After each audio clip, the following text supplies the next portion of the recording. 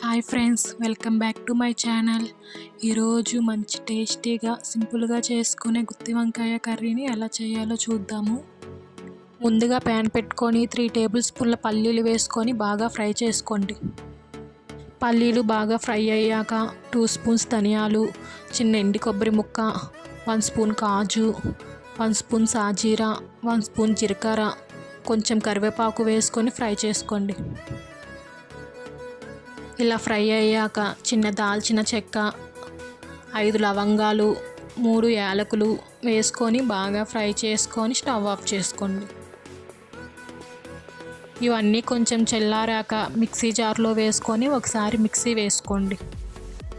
మెత్తగా గ్రైండ్ చేసుకున్నాక అందులో 1/2 స్పూన్ పసుపు, 1/2 స్పూన్ గరం మసాలా, 1 స్పూన్ కారం, 2 ఇంచుల అల్లం, 10 వెల్లుల్లి రెబ్బలు, ఒక మీడియం సైజ్ ఉల్లిపాయ, కొంచెం పుదీనా, కొంచెం కొత్తిమీర, 1 స్పూన్ సాల్ట్ వేసుకొని ఇలా మెత్తగా గ్రైండ్ చేసుకోండి. మసాలాను ఇలా గట్టిగా వేసుకొని ఒక బౌల్లోకి తీసుకోండి. ఇప్పుడు 1/2 కేజీ వంకాయలను తీసుకొని ఇలా కట్ చేసుకొని మసాలాను వంకాయలోకి ఈ విధంగా స్టఫ్ చేసుకోండి.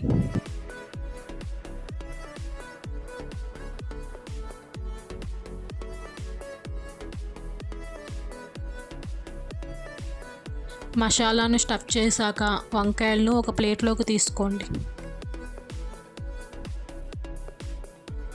ఇప్పుడు ప్యాన్ పెట్టుకొని 2 టేబుల్ స్పూన్ల ఆయిల్ వేసుకోండి. ఆయిల్ కొంచెం వేడయ్యాక 1 స్పూన్ ఆవాలు, 1 స్పూన్ జీలకర్ర, కొంచెం కరివేపాకు వేసుకొని ఫ్రై చేసుకోండి. ఇలా కొంచెం ఫ్రై అయ్యాక ముందుగా మనం స్టఫ్ చేసుకున్న వంకాయలను వేసుకోండి.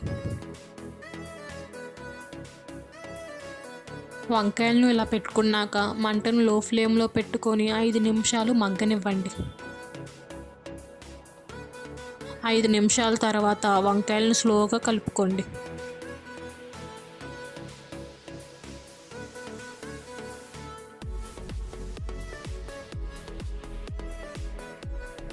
ఇలా కలిపాక మూత పెట్టుకొని వంకాయలను బాగా మగ్గనివ్వండి.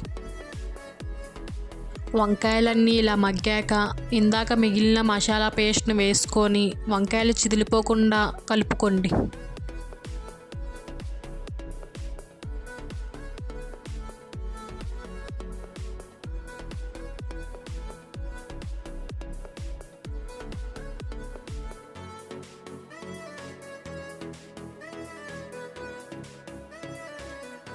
ఇలా కలుపుకున్నాక ఒక నిమ్మకాయ సైజ్ అంత చింతపండు పులుసు, 1 గ్లాస్ వాటర్ వేసుకొని కలుపుకోండి. ఇలా కలుపుకొని టేస్ట్కి తగినంత ఉప్పు వేసుకొని బాగా కలుపుకోండి.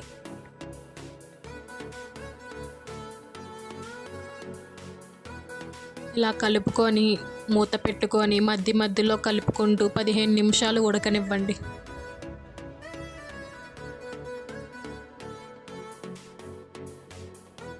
పదిహేను నిమిషాల తర్వాత మూత తీసి ఒకసారి కలుపుకోండి.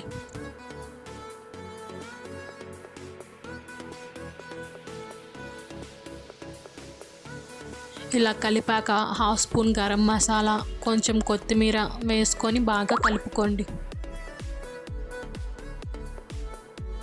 చూడండి, మన టేస్టీ గుత్తి వంకాయ కర్రీ రెడీ అయిపోయింది. ఇప్పుడు ఈ కర్రీని అన్నంలోకి సర్వ్ చేసుకొని తింటే చాలా టేస్టీగా ఉంటుంది. ఇలాంటి వీడియోస్ మరిన్ని మీ దాంట్లోకి రావాలంటే సబ్స్క్రైబ్ చేసి పెట్టుకోండి.